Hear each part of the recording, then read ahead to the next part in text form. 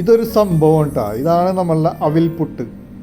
അവിൽ കൊണ്ട് പുട്ടുണ്ടാക്കിയാണ്. നമ്മളെ മട്ട അവിലുണ്ടല്ലോ, മട്ട അവിൽ നമ്മൾ എടുത്തിട്ട് നന്നായിട്ട് കഴുകിയെടുക്കുക. കഴുകി നന്നായിട്ട് അതിൻ്റെ വെള്ളം കളഞ്ഞതിന് ശേഷം നമ്മളെ പുട്ടും കുറ്റിയിലിട്ടും കയറ്റി ആവിയായിട്ട് എടുത്തു കഴിഞ്ഞാൽ ഇതേപോലെ നമുക്ക് അവിൽ പുട്ടുണ്ടാക്കാം. അപ്പോൾ അതിന് കൂട്ടി കുഴക്കാൻ വേണ്ടിയിട്ടാണ് ഇപ്പോൾ ഇവിടെ ഇഷ്ടംപോലെ മാങ്ങ വരുന്നുണ്ട്.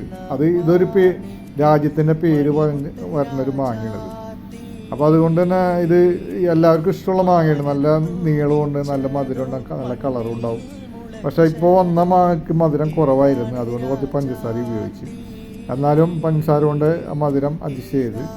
അപ്പോൾ ഇതേപോലെ നിങ്ങളൊക്കെ ഒന്ന് പുട്ടുണ്ടാക്കി നോക്കുക. പുട്ടുപൊടി ഇല്ലെങ്കിലും അവിൽ വീട്ടിലുണ്ടാക്കി കഴിഞ്ഞാൽ നമുക്ക് ഇതേപോലെ പുട്ടുണ്ടാക്കാൻ പറ്റും. അപ്പോൾ നിങ്ങൾ എല്ലാവരും ട്രൈ ചെയ്ത് നോക്കിയിട്ട് അഭിപ്രായങ്ങളൊക്കെ പറയാം.